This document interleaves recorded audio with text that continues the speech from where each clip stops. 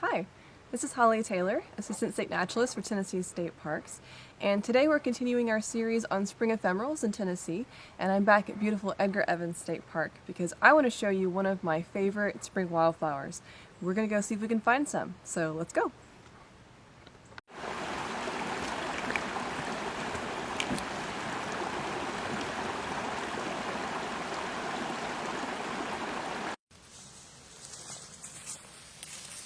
Okay, so this is Shooting Star, Dodecathion media, and this has to be one of my all-time favorite spring ephemeral wildflowers. It is so unique, and you can find it growing from the western highland rim east to the base of the Smoky Mountains, and it's not too particular about the growing conditions that you can find it in.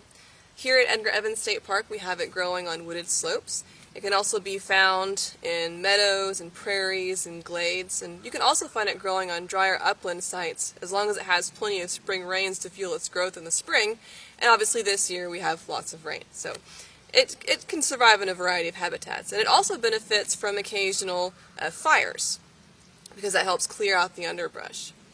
And it's very easy to see where it gets its common name, shooting star, because the flower does indeed look like a falling star that's plummeting down to earth. It has these strongly reflexed white petals that are kind of twisted and these yellow anthers that point downwards.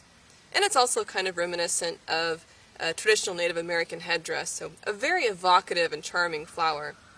And I wanted to spend some time talking about the scientific name. A lot of people are intimidated by learning the scientific names of living things, but I feel like it's a way to learn even more about the plant when you learn about the origin of the scientific names.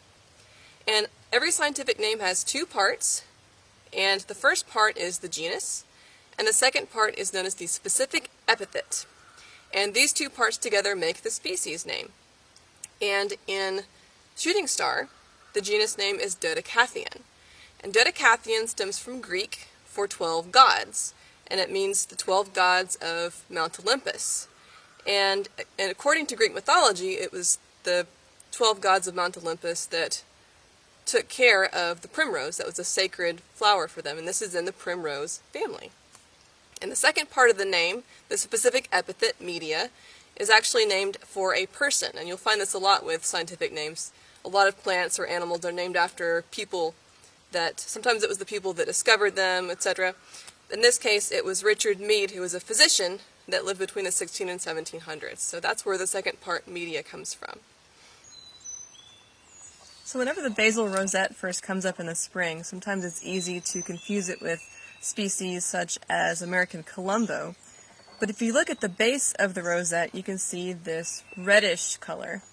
And that's one way you can tell it apart. And also, the leaf shape is referred to as spatulate, which means that it's narrow at the base and gets wider towards the tip.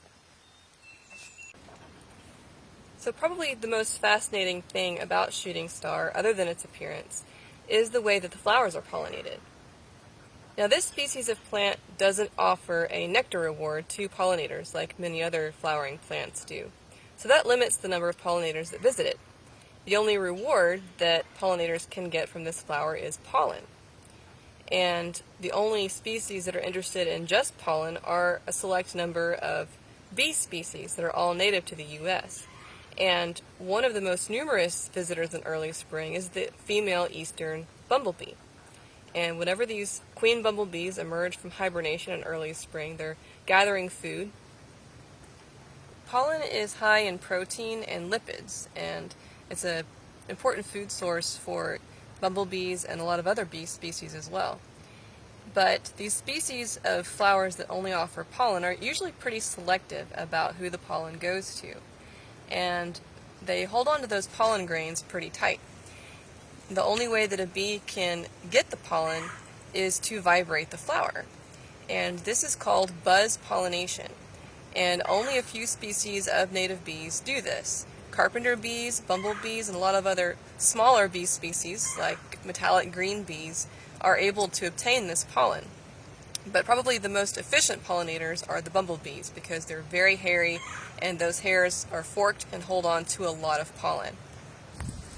One species of bee that cannot pollinate this way is the European honeybee.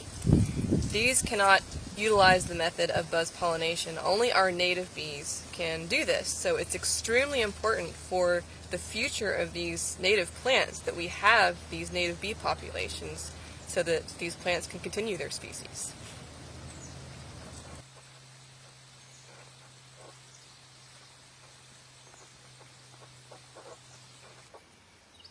So I hope you've enjoyed today's wildflower video about shooting star, and I hope you get the chance to get out and see this spectacular wildflower this spring.